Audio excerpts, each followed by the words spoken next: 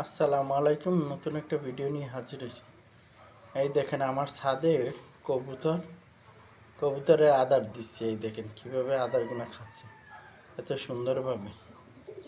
এই আমার কবুতরের কালারগুলো দেখছেন, বিভিন্ন রকমের কালার।